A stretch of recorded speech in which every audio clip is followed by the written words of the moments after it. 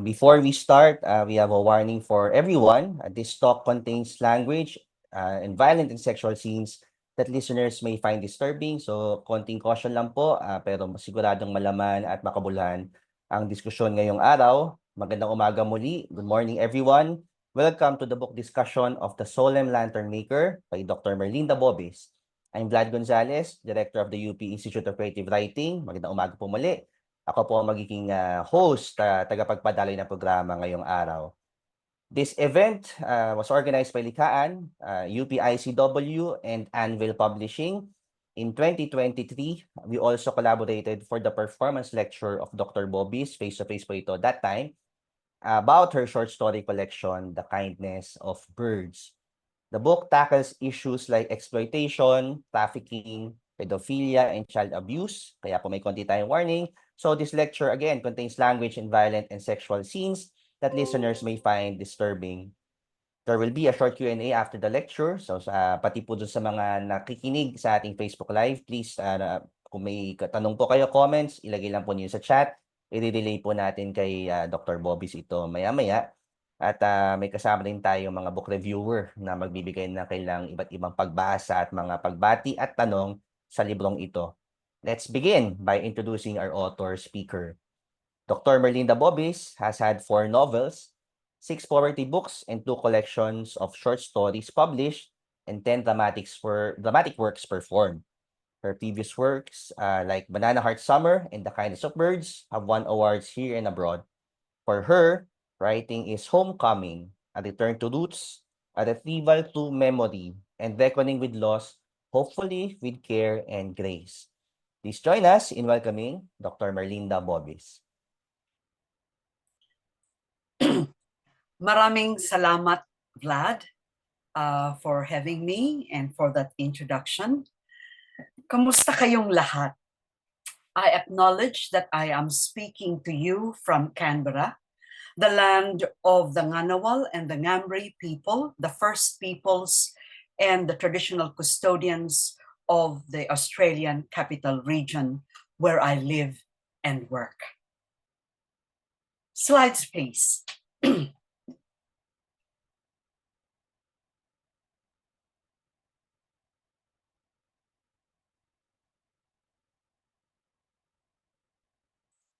A found story is a lived story. The finding itself is also a lived story with responsibilities and consequences for the writer, artist, or musician who picks up the story and frames it in the telling. And this finding may feel like a gift. For the finder, there's recognition or resonance at gut level. Aha! But the gift may be a command. Do something. Next slide, please.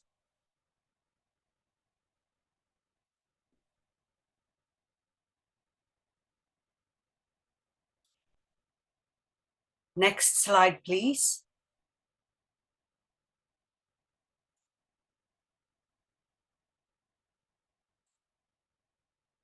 Next slide.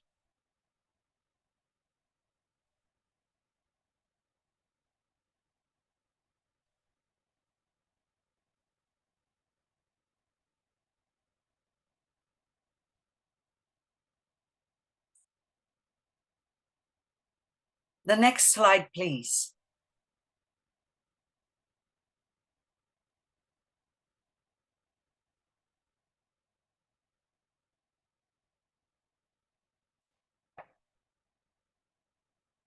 I think we lost the next slide. Opo, may part po nating live stream ang may mga konting pero ito na po, parang umaandar na po ulit. Sige po, Ma'am Merlinda, go po. Thank you. I'll wait for the next slide. Next slide, please.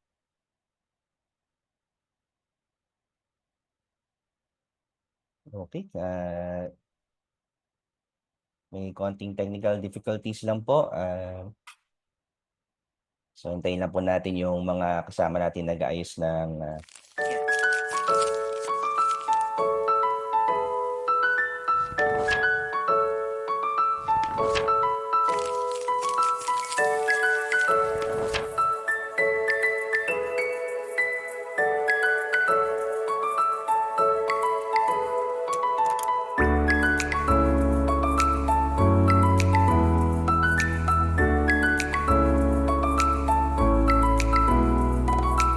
Gift may be a command, when you find story, the command is do something. Look at this photo. It is a patch of whitish light on his thick black hair. On closer look, this possibility comes as a shock. Perhaps it is a clearing on his scalp, a huge sore. He is probably 10 years old. He is silent, wrapped in a knowing that is solemn and timeless, in the attitude of plaster saints. His eyes are large, the dark pupils averted to the side, as if trailing some profound thought, or perhaps immersed in something I cannot see. because the photograph excludes it. I cannot follow the thread of knowing. Next slide, please. So what? A few frames away, another pair of eyes queries mine. This older boy throws a pugnacious look challenging all from the camera that caught him to me, now trolling the photojournalism exhibition of Luis Liwanag in a pub in what was once the red light district of Manila. You see that behind this boy are scavengers bent over a mountain of gray garbage stretching as far as the horizon and turning the sky as gray, as if the garbage itself were ascending. Under the baseball cap, angled so the large visor sprouts like a wing from his temple, the boy's accusation is unnerving. How dare you look at me, at us?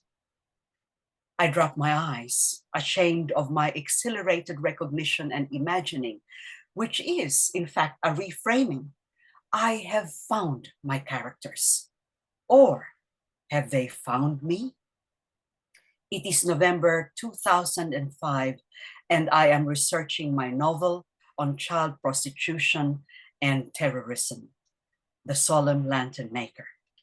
But the initial finding of story happened earlier when I was caught in traffic at the Mayapis Buendia Avenue intersection.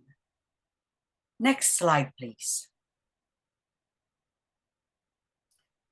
And then next slide, please. So my taxi was caught in traffic at this intersection, cutting across the railway track lined with shanties that seemed to run forever. In the 80s, I lived in Dapitan, around a similar slum for 10 years, railroad lined with shanties. But Mayapis was different at Christmas time. Along the intersection and almost parallel to the slums was a row of stalls selling parol. So for a long time, traffic was stalled. Red, green, gold, and pearly white stars blinked and whirled with electric lights, like, I thought, stained glass on speed. A surreal heavenly vision, cheek by jowl with wretched poverty. And suddenly other visions flashed in my head. Oh, there is a boy here, a lantern maker. There is a shooting. The boy is a witness.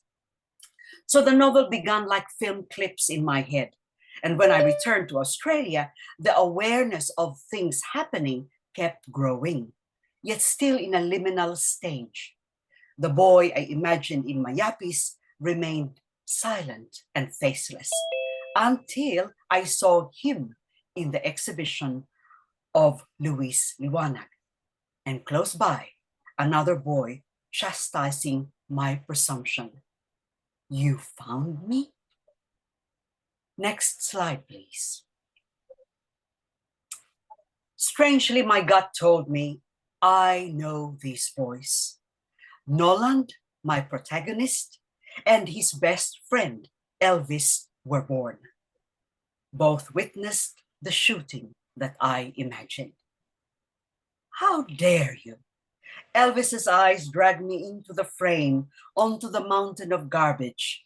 You think you know me? Us?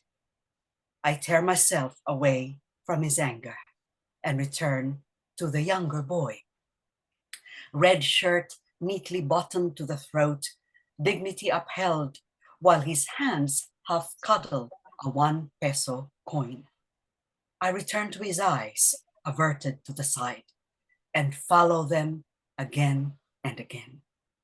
Soon he grows in full stature, fleshed out into the mute lantern maker who imagines an angel falling from the sky to the slums where he lives. The angel is an American tourist caught in a drive-by shooting of a political journalist. Slides off, please. So, at a busy intersection in Manila, The magical and the seedy collide, shimmering lanterns and violence and poverty, Christmas carols and prostitution, dreams of friendship and the global war on terror. This gist of the novel, The Solemn Lantern Maker, almost sums up the Philippines, its history and politics. As we know, angels and the star lantern are Catholic icons. Catholicism is a legacy of nearly 400 years of Spanish colonization. I hope you can see me speaking. It's a bit of a long discussion here. So in the novel, the American angel evokes the Philippines' ongoing alliance with the United States, which began when they promised liberation from Spain, but turned out to be the new colonizers for 40 years. Then came 3 years of Japanese occupation in World War II, after which the Americans returned with their military bases, which were closed in 1992. At the time of the writing of the novel, they were back in Mindanao, waging the global war on terror with the Philippine government. The Muslim South had been fighting for self-determination for decades. But after 9/11, the terms of engagement shifted.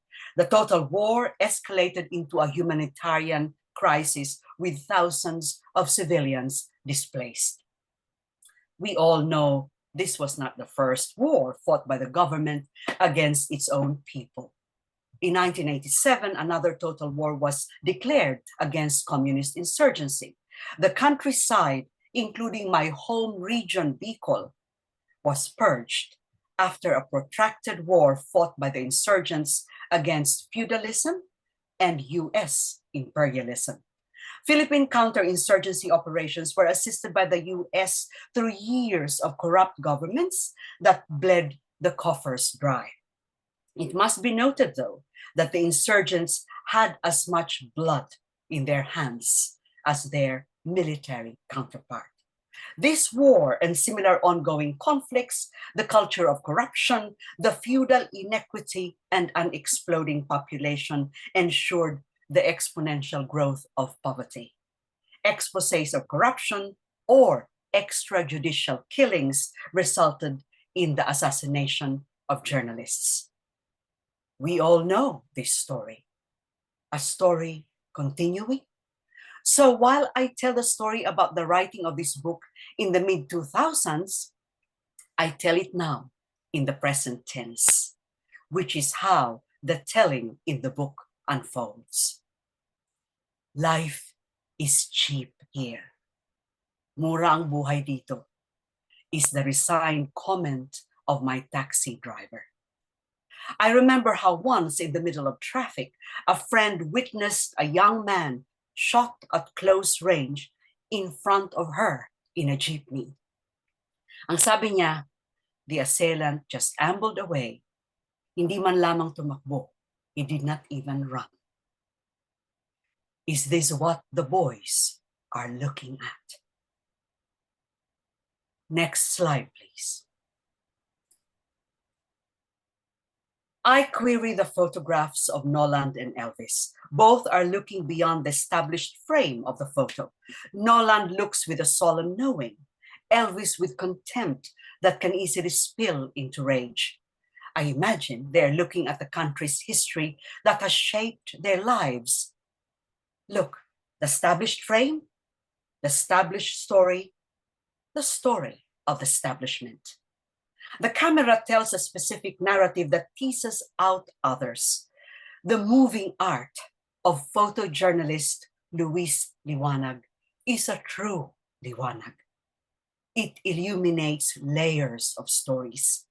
The small human story is framed within the sprawl of Philippine history and politics, and it's mined with geopolitics.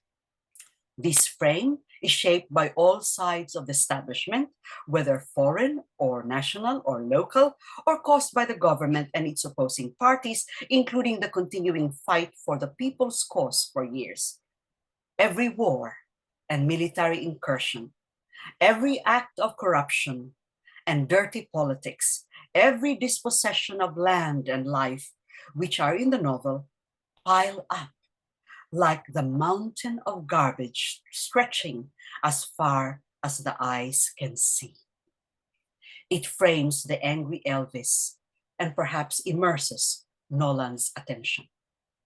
Perhaps his is not a solemn knowing, but a resignation that he will not see a clear horizon.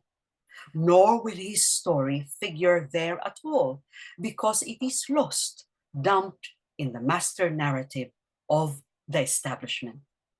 These boys can scavenge for it, probably throughout a short lifespan, but the search will be futile. All slides off, please. Slides off. You know, sometimes the act of writing is akin to scavenging for that salvageable bit of life, as if your very own depends on it, and how you wish it could be told, it could be known.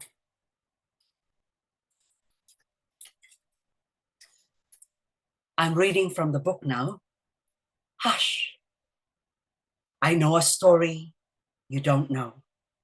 The conspiracy of silence leaves the angels breathless in their watching. They see the boy hide the notebook again and crawl back to his guest.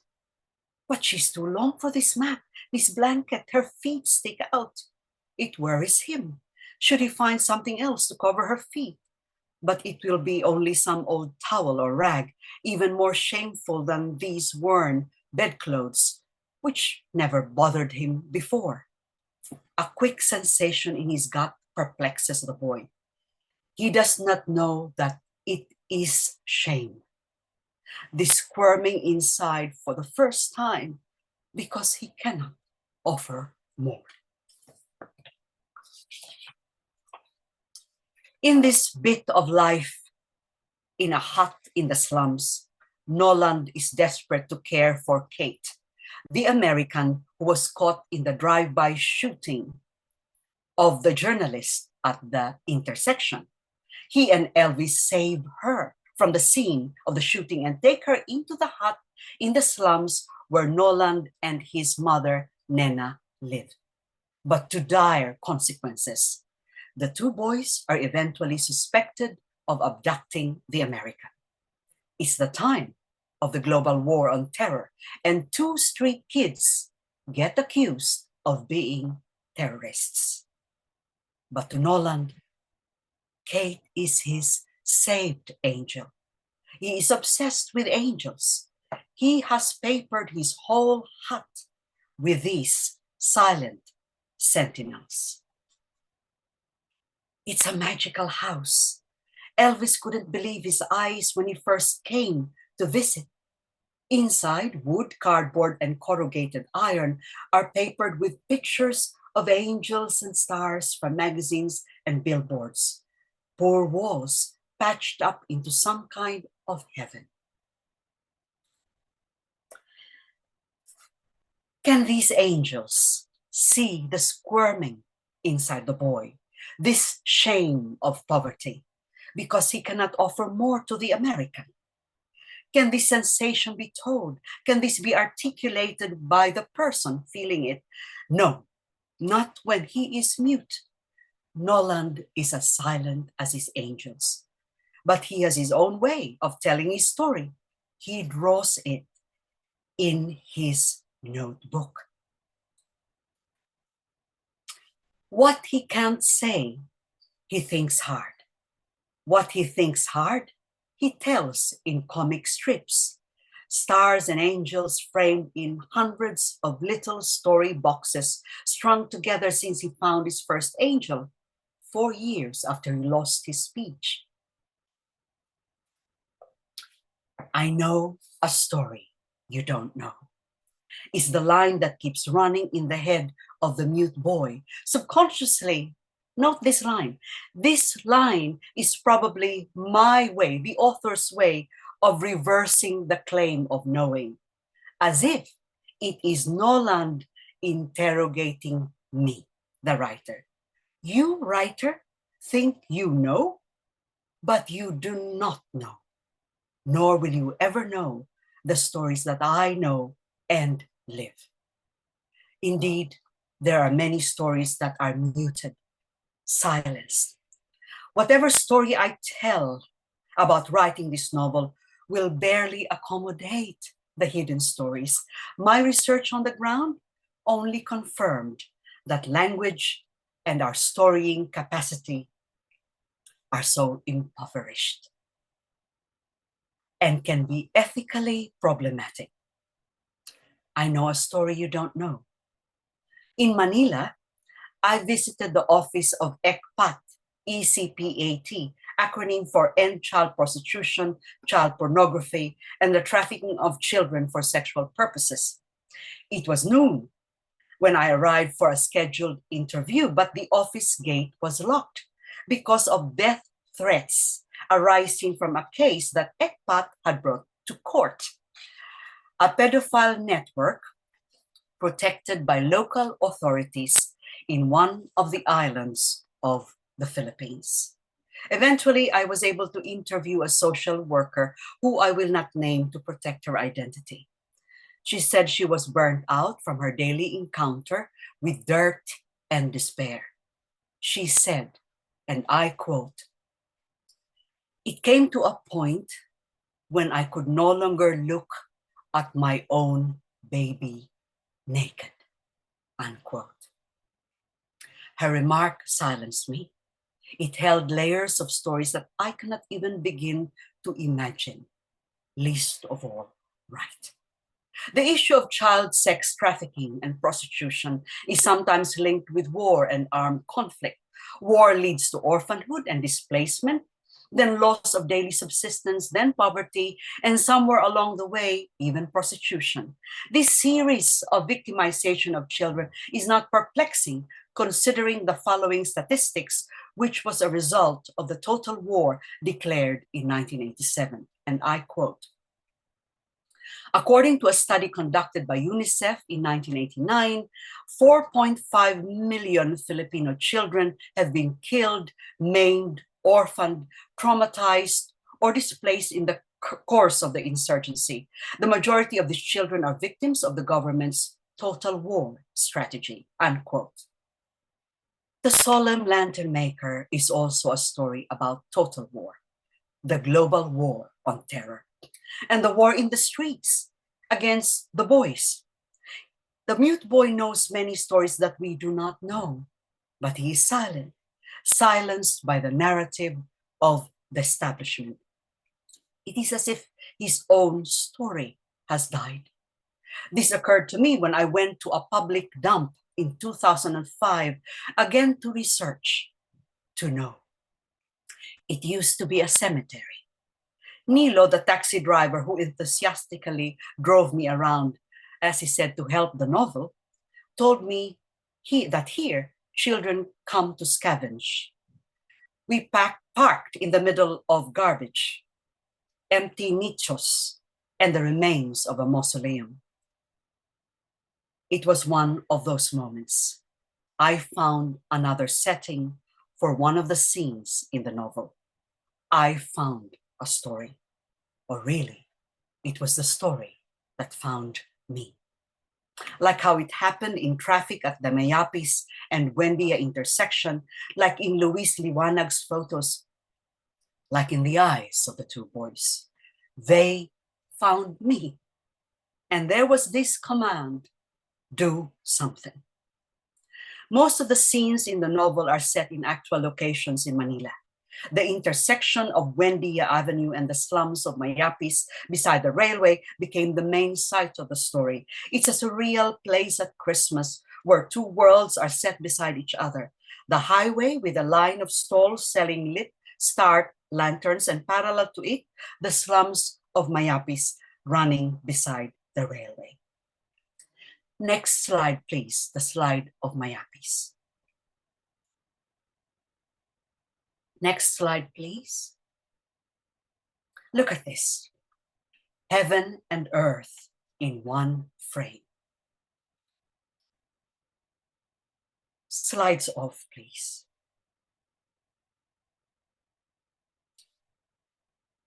You know, in 2006, I revisited this site, but the slums were no longer there. They had been demolished to clean up the city. Houses and lives disappeared. It seemed as if they'd never been there at all. The master narrative of the clean city demolishes anything that soils it. Imagine a scene prior to the demolition.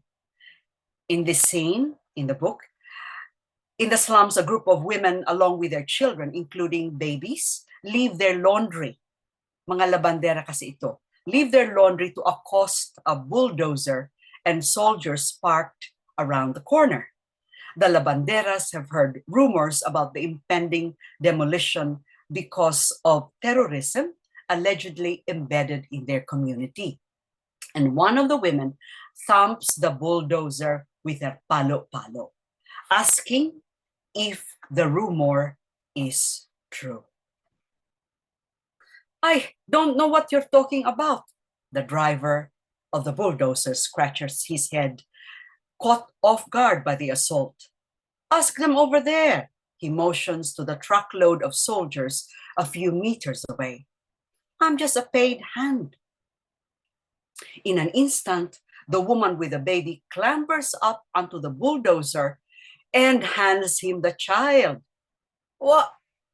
Take him, sige, kunin mo, take him too, if you take away the roof over his head. The other women are stunned. Then slowly, they begin to applaud. As the driver stammers to his response and quickly hands the baby back. Meanwhile, 3 uniforms have moved forward from the truck, rifles slung over their shoulder. The women eye the rifles, hesitate, then shuffle back home. None is able to make a sound, despite the howl in each throat. But such is terror. It's always lonely. The knotting of the body is yours alone. The body is under siege. The domestic story is demolished by the narrative of war.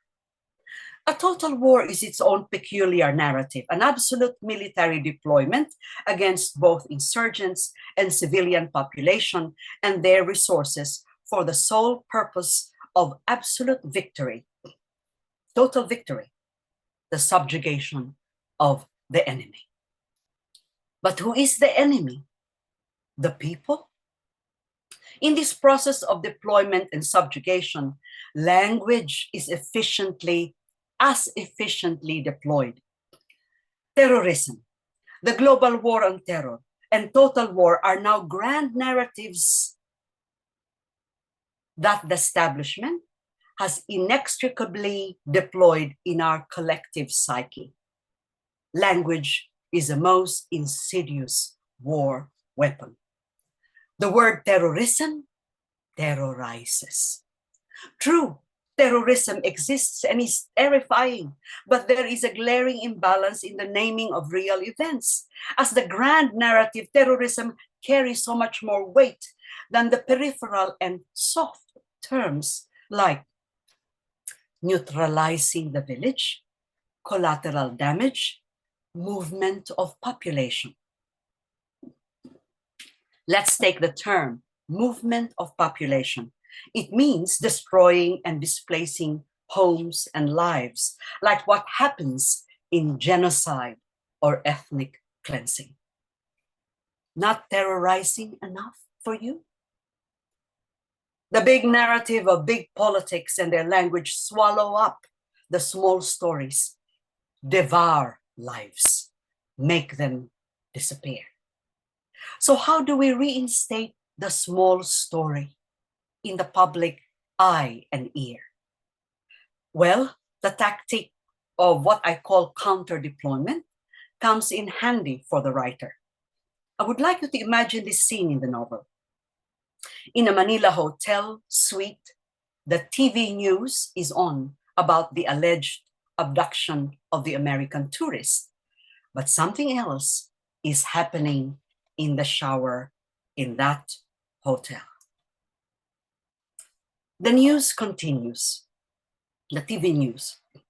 The taxi driver is under police protection and is possibly being interviewed by US officials.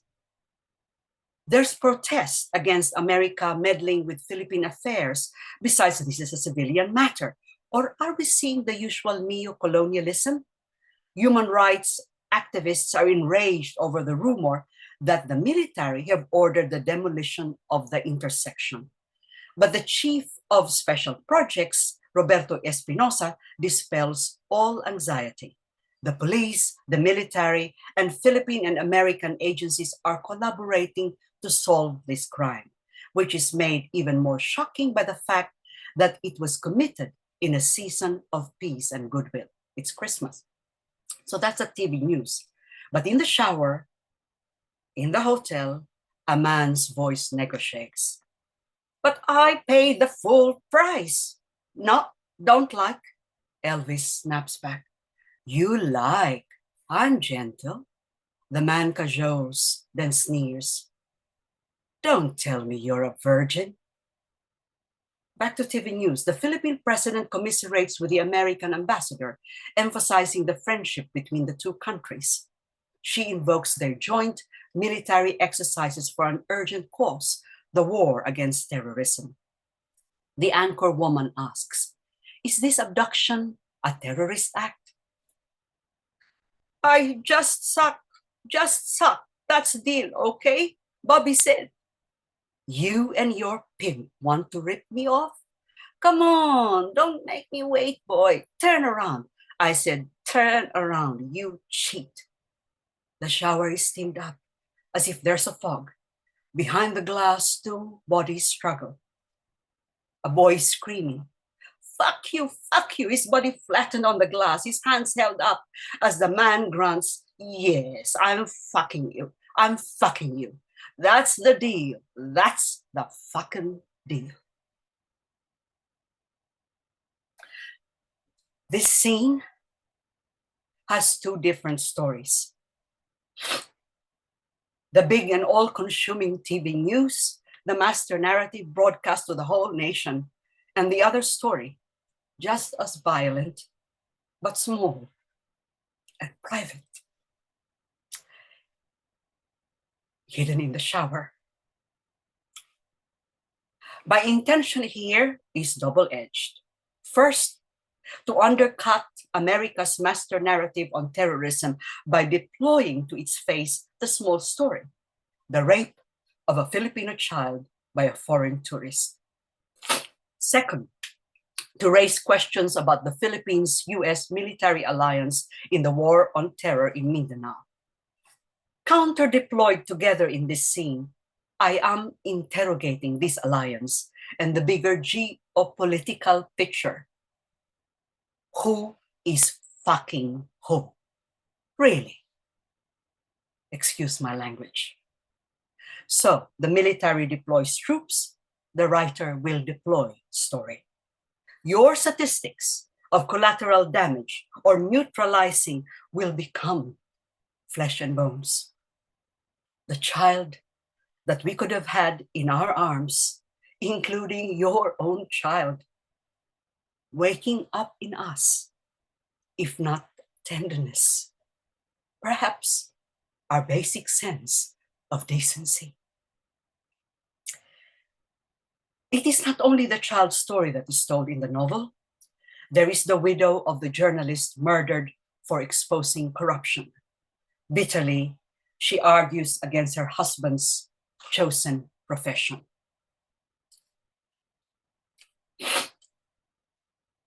Foolish men.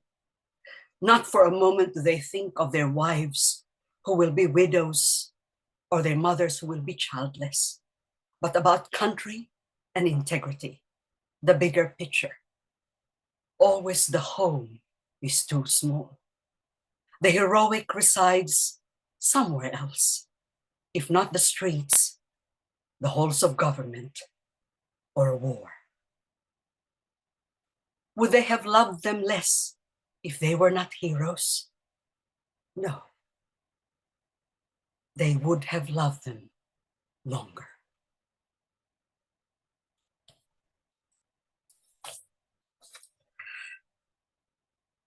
Excuse me.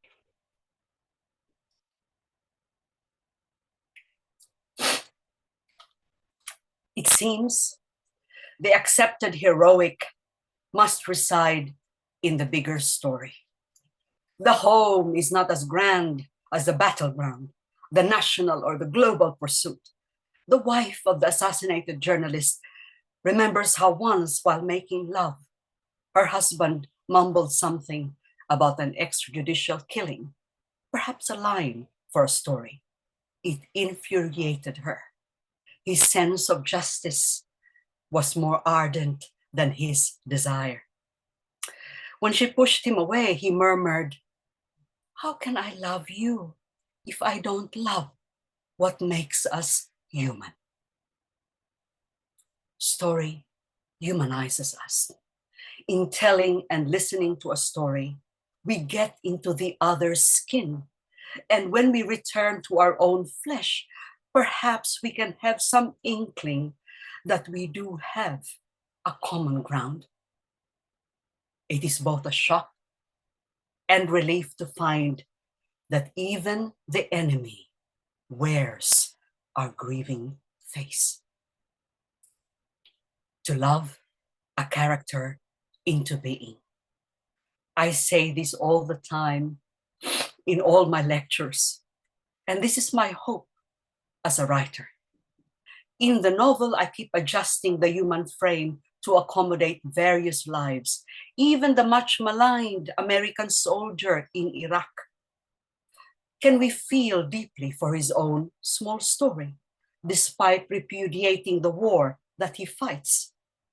What is it to get into the skin of the everyday American, to know him or her outside of US foreign or economic policy? A most fitting question, especially with present-day America and the powers that write and wield its grand narrative for itself and against the world. In the novel, Colonel David Lane is reassigned in the Philippines after a tour of duty in Iraq, which turned his own wife against him. Home politics in America is bound with another home miles away.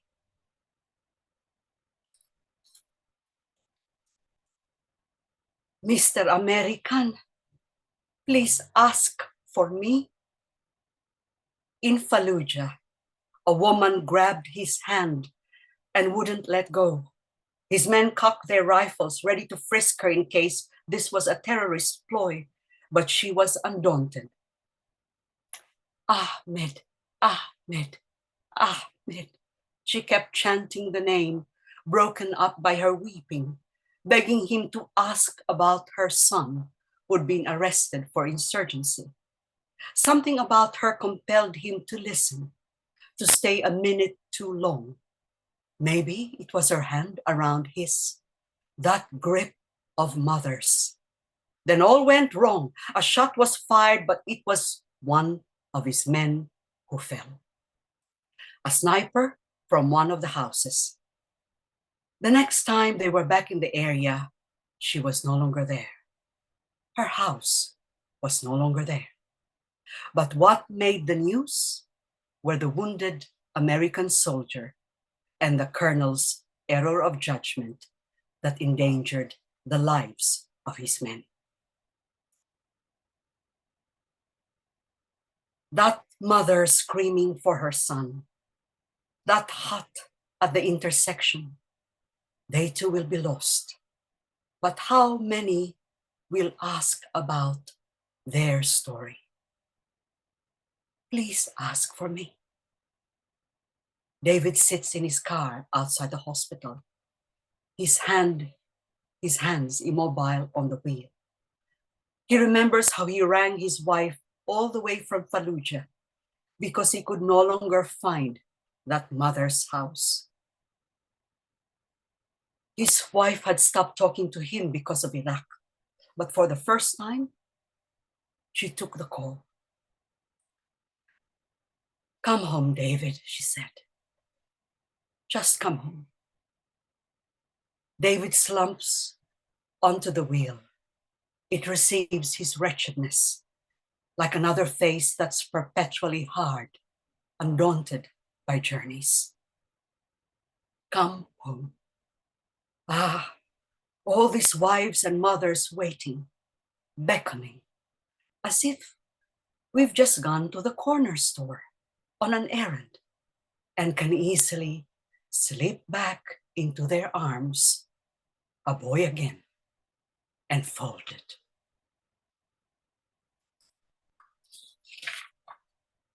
Here is another small human frame which disappears in the official narrative of war, in its statistics. Numbers worry me. They are crucial for gauging how our world moves, but we get inured to them. We might forget that a number breathes, weeps, and makes love. And when this happens, it is so easy to bomb even a whole town. After a bombing, a massacre, in that split second, what is it that we hear? Silence, a space for the crucial question. When the dust settles, whose shoulders will sprout wings to escape, and whose will bear the weight of the rubble? Is there a bone, a tendon made for brotherhood? So forever we're joined as equals?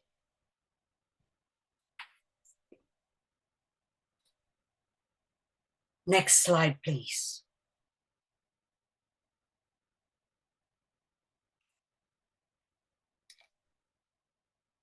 Next slide, please. So that question in that excerpt from the novel, when the dust settles, whose shoulders will sprout wings to escape, and whose will bear the weight of the rubble? Is there a bone, a tendon made for brotherhood? So forever we're bound as equals. Bound as equals? Noland and Elvis throw back the question at me, and I am silenced. I paste the boys on my wall, keep them there throughout the writing of the novel. I brought them back to Australia, my loot from the exhibition, just as I brought my gathered stories home on the page. The boy on the mountain of garbage pushes me away with his contempt, out of the frame of his story, away from the framing that I conjured in the novel. He puts me back in my place. You, writer, are part of the establishment. Unnerved, I turn to the parole that I also brought home. It blinks its 176 pieces of capiz shells bound together in one design. A star. I wish to be inspired to hope. I keep time with a blinking light. Next slide, please. Hush. The lights blink with the beat of the heart, the pulse, the breath, the rush of the blood, and the urge in the capillaries that might bind us, render us as one body, one story, and as such guard our basic sense of decency. How do we do this? What do we do as the finder, the witness of story? We tell it with empathy and decency. We tell it with self-awareness of our location, our positionality in relation to the story. We tell it without misinformation and disinformation. Prevalent and dangerous misinformation and disinformation can become acts of terror. Why? Because they can destroy lives, communities, a country, the planet. So when we find and tell story, please, let's honor and never forget where it comes from. Next slide, please. Let's not forget him. Next slide, please. Let's not forget him. Slides off, please.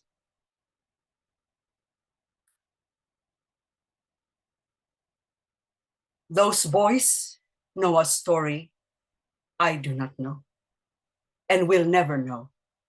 So writing this novel was weighed down with doubt and apprehension and an immense sense of responsibility. And until now, a continuous interrogation of how I wrote it. When we write, we do so with empathy, so our story and characters can live. But empathy must come with humility and an ethical awareness. Empathy. Putting ourselves in someone else's shoes. But they can never become our own shoes. Maraming salamat sa inyong lahat. Maraming salamat po at pagbati, Dr. Merlinda Bobis. At siguro maganda ipahayag din yung paghanga ko doon sa pagbabalik tanaw at pag-traverse doon sa range of emotions. Kung napakinggan ninyo yung pinagdaanan ng nobela at yung journey, parang ang hirap maging hindi emotional. Kaya ano po, siguro isa rin itong pag-comment doon sa strength ng ating writer na ibahagi yung journey at yung kwento. At I'm sure yung mga kasama natin ay appreciate din itong sincerity and humanity of it. At baka nga part talaga ng ating writer's journey, reader's journey, appreciation of literature ay, yun nga, isa naman sa theme din ng book ay bringing back the humanity na for many reasons ay nawawala. Yes. Very meaningful lecture. At ilang points lang bago natin ibukas for discussion yung ating book talk. Sandali lang, please. So, magpapasalamat lang muna ako. Ay, surely po. Sige po. Magpapasalamat. Sige po. Maraming salamat, UP Likahan team, especially Vlad, Gonzales, Harvey, Saliador, and for the excellent technical team. Maraming salamat po for hosting this book event. At short notice yung technical team natin. And thank you too to Luis Liwanag, Carlo Mar Dawana, Benhur Arcayan, Annette Ward, Nilo Candelaria, Medj Olivares, Trinidad Maneja, and all the angels, yung mga anghel, tawag ko sa kanilang mga anghel, who helped me find the stories during my research. Incidentally, this novel was first published in Australia in 2008, then in the US in 2009. And I'm very happy that it's now published and can be read here in my first home. Maraming salamat and thanks to the Anvil family, especially Sandra Ramos Padilla, cover and book designer Jordan Santos, editor of the Philippine edition Jam Nitura, and of course, big thank you to Paige Jose for organizing and facilitating this event and creatively putting together the slides. And finally po, maraming salamat sa mga bata, to the boys in the photo of Luis Liwanag. They know stories that I will never know. Before them, I am utterly humbled. At isa pa, magpa-plug lang ako, Vlad. Sige po. By the way, sa Oktubre, pupunta ako sa Pilipinas, sa Manila, to launch my new novel about trees. So face-to-face tayo yun. I will give a lecture and a launch. So I hope to see you there. Maraming salamat, Vlad. Pwede na tayo Okay na ako. Okay po at, speaking of mga pasasalamat, may mga nanood po tayong mga kasama natin sa other likaan projects, nanood sa Facebook Live. Yung mga naabutan ko kanina, hello Abby James, Jerome De La Peña, Sir Jerome, Christian Balagoza, so mga kasamang writer and ano rin, mga nagmamahal sa panitikan. At of course, yung mga kasama sa likaan, si Miss Karen, Jasper, Sir Rex, salamat din sa pag-share ng ano. At si Sai po na nandito rin sa Zoom. Pasalamatan ko rin at batiin kasi sila po yung magsasalita rin mamaya. Meron po tayong book reviewers po na naimbitahan ng Anvil. So, pagbati at pasasalamat po kina Koji Arsua, ang I guess IG po ito. So, Koji Reads po ang kaniyang SOCMED name. Kat Leonorio, Kat on the Jellico, Sai Perez na may SOCMED name na The Engineer is Reading. Maraming engineers ang mahilig magbasa. At si Jen Gonzales, Jen_ the Reading Lion. At kasama din po natin at baka magtatanong, magbibigay ng mga impression and readings mamaya. Diane RB, Books and Then Some, ang kanyang name sa SOCMED. And JP Obias, OB.Reads. Welcome at pasasalamat. Mamaya po may time sila to share their insights on the book. And siguro little wrap up lang ano, so may ilang keywords po. Syempre, malaking bagay ang discussion about disinformation and misinformation as a sign of terror. And minsan ang paraan natin to resist it ay storytelling, weaving two stories. Magandang appreciation itong journey ni Dr. Bobis doon sa idea ng we can resist at form of action na rin ang mismong pag-capture ng stories, paggawa nito. Minsan, gaya ng isang hinahanga akong writer, ang articulation natin ay hindi tayo ang pumipili ng story. Ang stories ang pumipili sa atin. Tayo po ay vessels ng mga pagsasalaysay ng mga kwento. Parang si Harvey po yung nagsabi niyan minsan, na isang writer din. Magandang nabanggit, maganda na hindi man maganda dahil positive, pero magandang ipaalala na ang war on terror ay siyempre war on the poor and war on children. At napakaraming instances sa reading ni Ma'am Merlinda niyan. Gusto nating makapunta sa isang place of hope, pero for the most part tayo pa ay nasa liminal spaces between despair and hope. Hoping tayo na yung blinking lights na nabibigay ng ating literature ay maging sapat para matawid tayo, kundi man to this book, to other projects po of literature. Ang ating storytelling as an act of culture ay isang way din of returning to our humanity na natatabunan ng maraming grand narratives and claims ng war. Kaya nga po, ultimately, si Ma'am Merlinda Bobis ang nagsabi nito, act of storytelling ay act of resurfacing the smaller human frames that get lost in the grand narratives of war. So very, very meaningful and rich insights dun sa journey and dun sa mismong book. Mamaya ipa-plug ko ulit kung paano yung mabibili yan. Pero at this point, maghantay tayo ng feedback and comments from the Facebook Live. Meron po bang gusto na magsalita at mag-share ng kailang experience from reading the book from our book reviewers? Si Koji ba, pwede nang mag-umpisa ng ating discussion or sharing. And of course, yung iba pa nating kasama habang tinatawag, pwede din po tayo mag-chat sa chat box. So waiting lang po tayo. O habang naghihintay po tayo mag-open yung ating book reviewers, meron po tayong hindi phone in, chat in question to start lang po yung discussion ano. Yung una po as a Filipino writer daw with a global audience like you, do you ever feel a sense of responsibility when it comes to representing Filipino culture and stories? So, I guess lagi po nababato yan sa inyo, no? Pero sige po, engage po natin yung question, Ma'am Merlinda. Thank you for that question kasi that is always my all the time. I would say all the time. Yung sabi ko sa napaka-heavy ng weight of responsibility.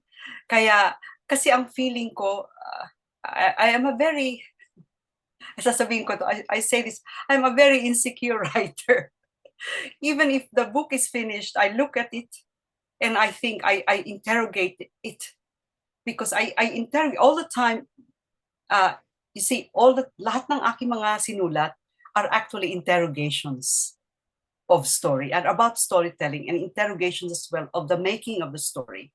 So ako, as I write, I keep interrogating myself kasi I am very aware of my location. I'm already here in the first world in Australia, and I am writing of the Philippines over there. But the thing is, lahat ng pamilya ko nasa Pilipinas pa. So ang akin talagang, when I think of home, Pilipinas, so I have two homes, Philippines and Australia. So kaya nga pag ako nagsalita ng Bicol lalo na, nag-iiba ang aking body language. So my point here is that the pull of home is so strong. And when of Philippines, when I write, that responsibility of the question of how I do justice to the story that found me, and how I frame it, how I represent it, I try my best. But I know that, I am human, and uh, I have weaknesses. So and I am sometimes very close to the text, but I always check myself. So I always have other readers to look at it before it even gets published, because I'm always worried. I'm always asking myself, am I being fair to my first home and to my second home and to the characters I've created and to the sources of story? I hope that answers your question. Yeah, okay po. Maganda pong pambungad na discussion, ano. So, salamat po dun sa pag-articulate nito. From Koji, na-type po niya yung kanyang question. Ang kanyang pong tinatanong ay, well, yung impact, how did the Solemn Lantern Maker impact you as a writer and a person? And siguro pag-remind lang po yung changes, how did it change you in any way? Ano po yung significant changes na pinagdaanan after doing the book? I am more, first is I am humbled, kasi ang feeling ko yung moment na yun sa traffic na I saw this scene flashing in my head, yung kaya nga ang punto ko, the story found me. So I am so humbled that I've been gifted this story, this possibility of a story, and commanded to do something, to respond, to act.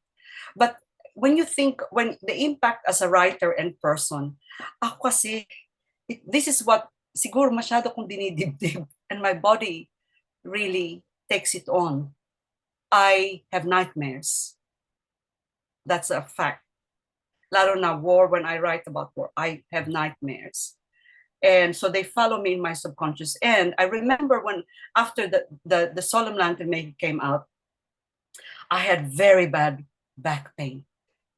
I had, and then I went to a physio, and so and she had to ask about what else I did. And when I told her I'm a writer, can I read your book? So that was Solemn Lantern Maker. And she said, did you debrief after your research and writing this? No, I didn't debrief, because I started working on the next novel, which is another book. The next novel was that I did was, what was it? Locust Girl, which was, about war and devastation. So you cannot, one's consciousness and one's subconsciousness, and I'm sure this is true for all writers, hindi lang writers, photojournalists, journalists, especially journalists who are there in the crime scene, are there in the scene of bloodshed. People who war correspondents, grabe ang impact. But then, and so, yeah, that's the thing. And I feel, as I keep writing, I have to keep on checking myself. Am I doing the right thing by the story and the people, the issues I write about? So yun, napaka holistic ang Koji, ang impact. Kung minsan talaga, the pain of the story becomes the pain of my body, and medyo patagal bago mawala. Kaya po importante yung debriefing, ano. So, I guess itong forum in a way ay form of debriefing. Tapos yung mga reader natin, buti po meron po tayong mga kasamang book reviewers. Hindi naman sa dinamay natin sila sa pain, ano. Pero naibahagi lang natin yung experience, and I'm sure nakatulong sila dun sa pag-process. O sana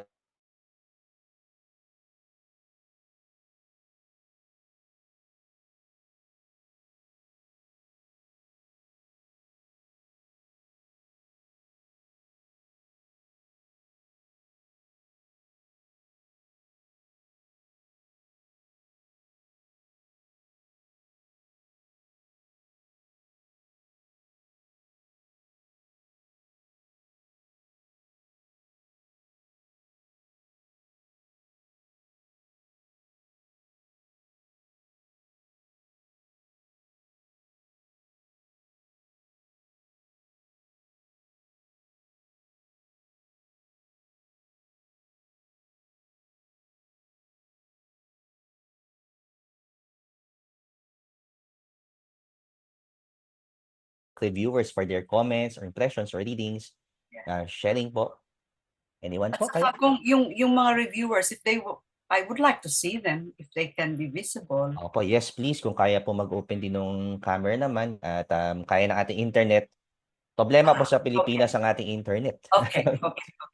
Pero ayan, may iba po kaya na mag-open na ng camera. From si OB Reads po, kaya po nating isunod yung sharing and questions. Sige po. Hello po. Good Hi. morning, everyone. OB Reads po. I actually read the Solemn last December because it was the book of the month of Akdang Pinoy, led by Kat and Sai. So thank you so much. And also I enjoyed the author feature in Akdang Pinoy. There's a one line that really stuck with me that Miss Merlinda said, ang pagistorya ay paghangos. So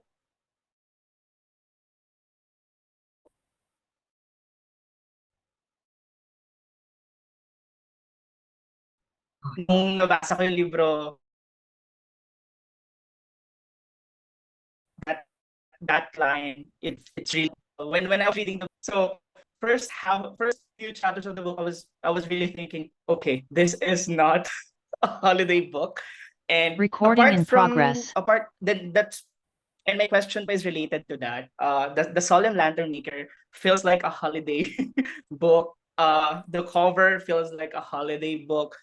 And sinabi niyo po kanina, it was really inspired by the parol along Buendia. But is there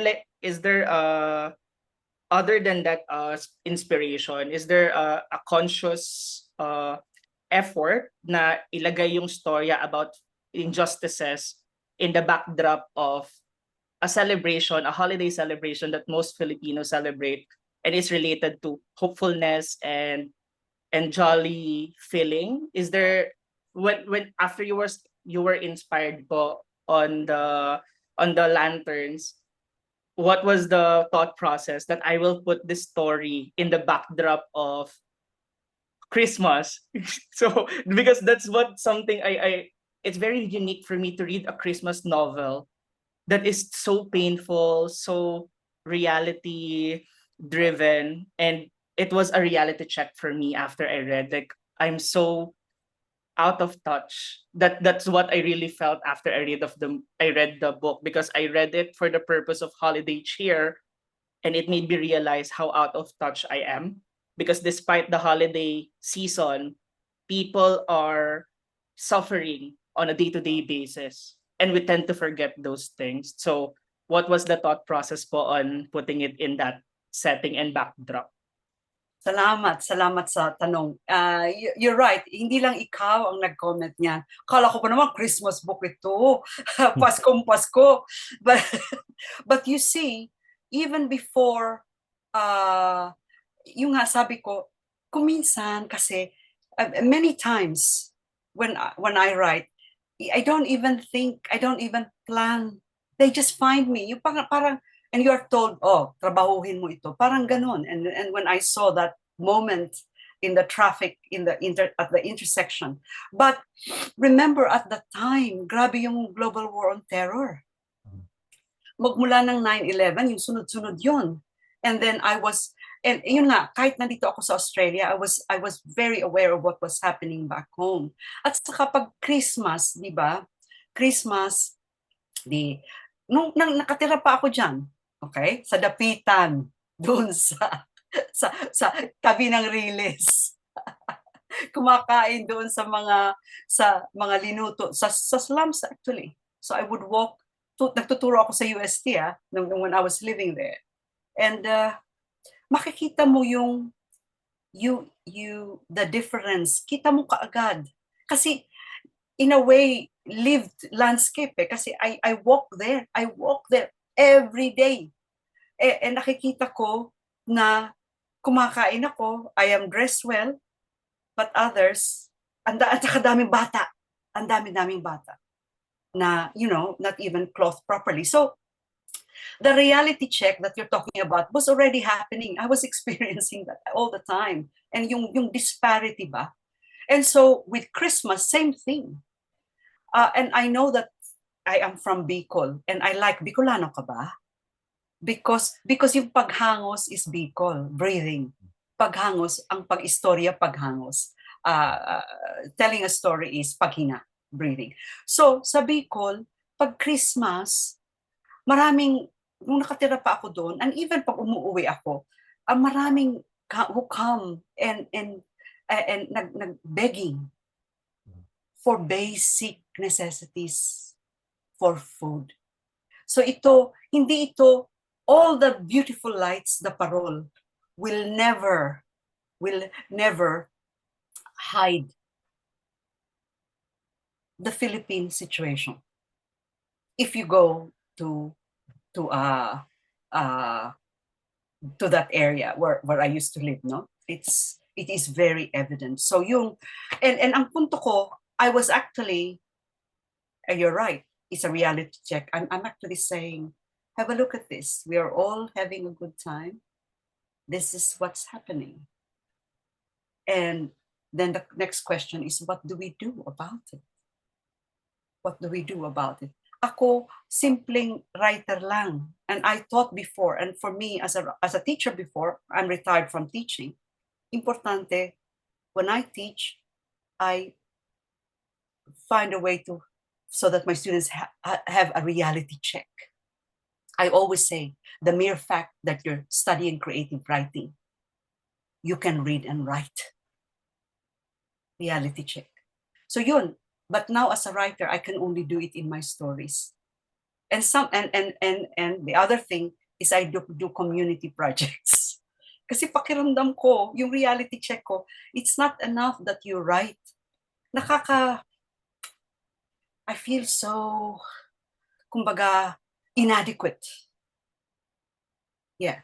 So one way is you do community projects, small projects, whether in the Philippines or dito sa Australia. I hope that Yes, Secretary ang sagot. Thank you so much po. I also just want to thank everyone from Anvil because in this talk, sobrang tumatak sa akin yung empathy is putting ourselves in other shoes, but it will never be our shoes because that's very common in the writing that we tend to tell stories of other people, not our own, and then we tend to feel na kala natin yung story ay sa atin. So it's really, really a good reminder. So thank you so much po, Miss Merlinda. I love your words. Thank you. I super love your words po. Thank you so much po. Maraming salamat. Thank you, OB, dun sa sharing, and thank you again dun sa ating book reviewers. So mukhang ano pala kayo, nakikita-kita na at kami pala sa likaan yung magpapakilala pa lang ng aming sarili. So siguro in the next few months, pag kami naman po ay mas settled na with our budget, baka maglaan din kami ng episode for you, book reviewers. Kasi part din, ang na-discover ko kasi dito sa aming business, syempre, kahit na may readers naman ang mga writer, marami pang lugar para mag-branch out at maipakilala yung aming mga gawa. So walang illusion naman na super kilala ang mga tao. Kahit yung pinaka-famous na writer sa Philippines ay may room pa to introduce ourselves again sa ating mga reader at doon kasi mabubuo yung community. At in a way, yun na rin yung meron tayong mini outreach projects, lectures and everything, pero yung mga book talk, gaya ng ginagawa natin ngayon, ay isang rin na outreach at hindi mabubuhay ang writers pag wala ang ating readers. Kaya po, pag kami po ay masettle na in a few months, baka makontak po namin kayo. At natutuwa po kami na isinasama nyo kami dito sa inyong reading community. Ang mas nakaka-collab namin ay Pinoy Reads, Pinoy Books, mga kaibigan doon. Ma'am Merlinda, basahin lang po natin yung ibang thoughts sa ating mga kasama. Si Miss Jen po, na may something lang sa mic kasi may doggy. Sa Lican office may doggy din, si Gigi. Ay, Gigi. Sleep ka lang dyan, Gigi. Ang pagpapala ni Miss Jen, I'm Jen. I post about books on Book Talk and Bookstagram. I first watched Ma'am Merlinda when she was a featured author of Akdang Pinoy. I remember feeling sort of enamored with the way you talk. So talaga magsita si Ma'am Merlinda. Medyo nakaka-mesmerize. And since then, I read the rest of the Solemn Lantern Maker in your voice, and it just felt all the more heartfelt. The book has many impactful moments, but one of those I remember that struck me was the reveal of why Noland is named No Land. If you may share more about how you named him, I find this very interesting too. So, tapusin ko lang po yung sinabi ni Miss Jen, tapos pwede na ikwento ni Ma'am Merlinda yung history ng name na Noland. This isn't a question exactly, but thank you for allowing me to express just my admiration to you as an author, a beautiful storyteller. Thank you po. Ayan po, ang heartfelt message from Miss Jen. Salamat po at despite sa challenge ng may doggy sa background ay nag-engage po tayo sa ating discussion. Ma'am Merlinda, yung kwento na po kay Noland. Noland. Yeah. Salamat, Jen. I'm glad you asked. Natanong mo yung pangalan. Actually, that is based on a real story. I read a news item. Yung isa na, the land was taken from him and the father decided to name his son No Land. Nawala yung kanyang daga in Bicol. Yung lupa, nawala ang lupa. That was it. So that revelation, it's just a little bit. That's very important. And again, that is it. The story found me. I was just going through things and then I saw that story about this father who named his son No Land. And I think nasa sa Visayas yun nangyari. That was a case, a land case. Salamat po dun sa pagbahagi nito. So, base pala sa isang aktual na tao at naging meaningful lang din eventually dun sa novel. Gusto ko lang po i-acknowledge din na bumati rin si Miss Kat na ating book reviewer sa chat natin. Medyo same question lang din daw kanina kay OB pero nag-hello din po siya. Tapos i-acknowledge ko rin po si Sai na nagpapasalamat lang sa Anvil at sa Likaan at syempre kay Dr. Bobis sa pagsulat ng work na ito and for accepting their invite daw nung naging featured book itong libro ninyo sa book club pick nila last December. So, ayan po. Ako magpapasalamat din. Salamat sa Akdang Pinoy and also for Kat and Sai. And by the way, I really like your review. Spot on. Even my sister said, spot on reading. Ayan, kailangan natin at nakabubuhay din ang spirit ng writers ang mga pagbasa sa aming mga gawa. Kaya salamat po. Sana ay tuloy-tuloy lang po yung ating mga reviews, maiksi man o mahaba. Much appreciated na ating mga manunulat. Nagtataas po ng kamay sa ating Zoom room si Miss Dayan from Books and Then Some. At magkukwento po siya o magtatanong. Sige po, bigyan na po natin ng Zoom sa inyo. Okay. Hi, ma'am. Good afternoon. Good morning. Sorry. Hello. I got this because of Akdang Pinoy also. And I'm reading it now. And like, Jen, sorry po, Miss Dayan, yung mic lang po medyo garbled. Okay. So, pa-check lang po natin saglit. Sorry, I can hear me now. Slightly garbled pa rin po. Let me just remove na lang. Okay, sige po. Ayusin natin sa How about now po? Better po. Yeah, Better ba? Yes Better. po. Sige, ma'am. I'll put on my, I'm out kasi. Anyway, ma'am, I like putting out reviews on my SOCMED because the books that I read, kumbaga gusto ko siyang pinapagsigawan sa buong mundo. And of course, hearing you, no, yung mesmerizing na voice ninyo and calming voice, it's so poetic. So, tarang gusto ko talaga at the back of my mind, I want to read your poems kasi you're also a poet. And yun, the social commentary, the setting. Around that time, 2003, 2004, I lived very near dun sa area that inspired you to. I'm from Buendia, until now I'm from Pasay. Anyway, question ko po, somehow may impression kayo kanina saying how you love the reviews of Kat and Sai and the ones that were out there now, is yung book nyo was published in Australia, in the US, and now finally here in the Philippines. And with that passion and emotions you pour, and so that you poured into writing the novel, what's your favorite reader's reaction, or parang what is the impact to the reader that you felt no was really spot on? It's exactly what you wanted us to feel reading your novel. Yeah. Over. Thank you. Thank you. Well, lahat ng the novel got very good reviews because published sa Australia muna, it got very good reviews, and it also got a very good review in Boston Globe, sa US. And I loved it because para sa akin, hindi lang, by the way, reviews, scholarly papers. So meron nga thesis pa about that.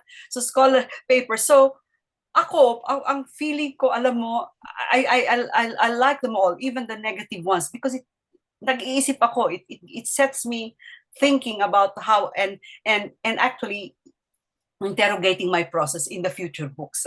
So, but the interesting thing is the most of the reviews in Australia were good, but there were this is something that this is an aside, so it's I cannot choose which ones, because the good ones, they were very good, but there are detractors, as you know. I will have to tell you about this because this is very important sa mga writers na nangibang bayan, kung hindi ka in the West, iba ang sensibilidad natin, diba? Iba ang sensibilidad. And dito sa Australia, there are some writers who think si Merlinda Bobis sentimental. That is it's a pejorative. So it is not. Sabi ko, you don't understand cultural sensibility. Sensibilidad ng Pinoy. And then, so hindi ako nag-argue. So, kung minsan, mismo yung isang reviewer, nag-argue doon sa isang reviewer. But it's not my business to, and there are times that they can be cruel, They can be cruel, the reviewer. It's sentimental, and it's, and para bang dismissive yung like this one. But there's another thing, and there were several na sentimental. Sabi ko, kasi matindi nga ang sabi ko nga, you have to live in punta kayo sa dapitan. Punta kayo sa, wala na yung Mayapis. Nandiyan pa yung dapitan. Then you see what it is to live there. So you cannot, para sa akin, you have a blanket, dismissal when you do not know the landscape, the cultural sensibility. At saka, meron isa pala, and this is interesting. Yung thesis sa Spain, wrote it, and sabi niya, poverty porn. And there was actually, this is very interesting because, and I met the Irish guy who said that in his thesis, but was not just my novel, it was an Indian novel that became a film. Very, very famous. Nanalo nga sa Oscar. Ano na nga ba yun? Nakalimutan. Slumdog Millionaire, ma'am. Slumdog Millionaire. Yes! Slumdog Millionaire. Sabi niya, yung dalawang nobelang to, they are poverty porn. And sabi ko nga, who is looking? Who is watching? Who is thinking, I am having a pornographic experience because of the poverty? It is very different when they're looking from the first world. They've never lived in these areas, and you are looking. So sabi ko, pero pagka mga ganon, I just let it go. Siyempre, pag nabasa mo, medyo may masakit. Kasi you tried very hard to be responsible in your representation, and you have that. Pero that's what happens when we write stories. Any writer, you have to be ready. You put yourself out there. You put the story out there. And what happens to it is beyond your control. One writer said dito sa Australia, this is the way to handle it. It's just paper. That was before things came out in the website, before you have it all globally disseminated. So yun ang ko, but pasalamat ako sa mga who read the book with their hearts, with that humanity. Kasi humanity speaking to humanity, and you put yourself in the shoes of these people, even if you are another. Para mahirap kasi magsulat in the first world and in an English-speaking mostly. Kasi sa akin, pag ako nagsusulat, I would like to get, even at sentence level, the tone of Filipino, or lalo na sa akin, the tone of Bicol. It has to be there. It has to be there. And then they say, they have a problem with the sentence. Ay, nako. Anyway, yan. Sorry, but I went off track, but that's actually, I am very grateful for all the reviews, better, because it sets me thinking. Thanks. Okay po, at review man yan, parang bad or medyo good reviews ay push po sa ating writers na to create new work. So na lagi namang may naiaambag ang ganyang mga push and tanong. And tayo po ay papunta na sa ating I guess last stage ng ng program. May one question pa po tayo dito. Chummy question po ito. In a way, what advice would you give to writers who want to tackle heavy social issues in their stories while still keeping a sense of hope? So gusto natin syempre matapos na hopeful ang ating discussion in our books. Ano po ang bilin ninyo for aspiring writers na ganito ang dilemma, ganito ang problema? Yeah. Again, I go back to, magandang question yan. I go back to what I said about finding and telling story. The hope for me lies in the fact that you will not be silenced, that you can tell story. You can tell the story. That is what gives me hope. Kaya kita nyo, when you look at the novel, di ba mute the silencing of the story, the one experiencing it. But what did I do? I did not want to fully silence Nolan. Nolan tells his story through his art, through his cartoons, to the angels that he draws. So remember that the hope is the fact that you will refuse to be silent. You can speak, you can put it out there. So people have, as I think Koji said, have a reality check. Tama po yan. Almost all na dystopic movies, novels, and other works, ang pinapakita nilang hopeless future ay future na ang unang pinapatay ay books or theater or art. Kaya po ang bilin nga ni Ma'am Merlinda for us, kung gusto nating manatiling buhay at hopeful, let's put our work out there. Manatili tayong keep the story alive. Sabi ng movie na Serenity, keep the signal alive o keep the music alive. Hanggang kaya po nating magkwento ng ating mga kwento ay may hope po. And hopefully, syempre nicer naman kung meron tayong environments na susuportan tayong writers and artists to continue doing our work. Pero despite the various constraints, we push through, we push on, and we continue to tell our stories. And we commend and congratulate and thank Dr. Merlinda Bobis for sharing her story and stories with us today. Plugging na po tayo ng libro para na rin makalimutan itong book na naka-feature ngayon, The Solemn Lantern Maker, kasama ang The Kindness of Birds and Banana Heart Summer, Dr. Bobby's books po ito. Lahat po sila ay available online sa Anvil Publishing's official stores, on Lazada, Shopee, and TikTok. Also available in select National Bookstore and fully booked branches. And pagdating po, Philippine Book Festival 2025, March 13 to 16 at Mega Trade Hall, SM Mega Mall. I-note po ninyo yan. Maraming salamat po. Kami naman po sa Likaan, bago kami mag-close, ay meron pong ilang book projects na paparating. May pinaplanong book launch with Villa Quindoso Santiago's book na nasa Everything's Fine by end of March. Mil Flores po ay may nakapilang collaboration. Ito po yung book na edited by Butch Dalisay. So, in the works pa lang po, pero something hopefully po by March. And by April, we're collaborating with Philippine High School for the Arts Creative Writing Majors para mailabas sa Quezon City yung kanilang capstone projects yata yung tawag, pero essentially ay books nila po ito. So, something po na maiimbitahan din kayo kapag meron na kaming publicity materials. And of course, siyempre nagpapasalamat po tayo dun sa mga book reviewer natin. Thank you po sa pagdalo. Ayun, Koji, Kat, Sai, Jen, Dayan, and JP. Sundan po ninyo kailang social media handles. Salamat Kuya Ronnie rin na aming admin officer and AD, part po ng ating tech team.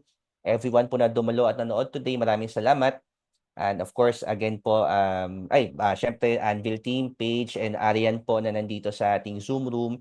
Salamat po for coordinating everything and congratulations and see you soon, I guess, Dr. Merlinda Bobis, kapag kayo bumisita either online. Syempre, looking forward po kapag kayo bumisita sa October. Pilipinas. By October po. Okay po, ay wrap up po lang po ito. Meron po tayong pa-spill na hindi ko makita ngayon. Teka lang po. Kailangan lang nating makita ang aking kodigo. Pero well, essentially yun naman po nagpapasalamat po tayo sa lahat. And ang reminder lang po ay kung kayo pa babalik sa live stream, dahil nga po syempre mabigat yung topic at masalimut, so available naman po ito pero for a limited time only. Ito po ay hanggang March 1 sa ating social media pages ng Likhaan and Anvil. At sana po ay mabalikan o mapanood kung gusto nyo i-replay at matitake down po ito after nitong March 1. And syempre may bilin po lang na i-follow ang ating social media pages and of course yung social media handles sa ating book reviewers. Unfortunately, that's all the time we have for today. On behalf of Likaan and Anvil Publishing, we'd like to thank all of you for joining us today on Zoom and Facebook. Thank you again, Dr. Bobis, for your insights and your work. We look forward po Can I just say, sa sorry, more books and events together. March Yes po, and 3. syempre, Sorry, March 3, not March 1. na-extend naman po na by March 3 ang And siguro po request natin ating book reviewers and mga kasama sa Zoom to stay after nung live. Sige po, Ma'am Merlinda, I guess pwede pa kayong magbigay ng konting words bilang pamaalam sa ating mga kasama. Sa inyo ko na po bibigay ang Ay, maraming salamat. Magpapasalamat ako sa in Bicol. Diyos mabalos sa Indugabos. Maraming salamat sa inyo lahat sa pagdalo at sa paghangos kay iba ako. How do I say? Maraming salamat for breathing with me. Thank you very much to all of you, to Anvil, to Likhaan, to everyone who came. You were breathing with me. And remember, keep breathing. Telling story is breathing. Paghangos. Keep telling. Salamat. manatiling humahangos, pagbati at mabuhay ang panitikan. Magandang araw po. Happy weekend po sa lahat.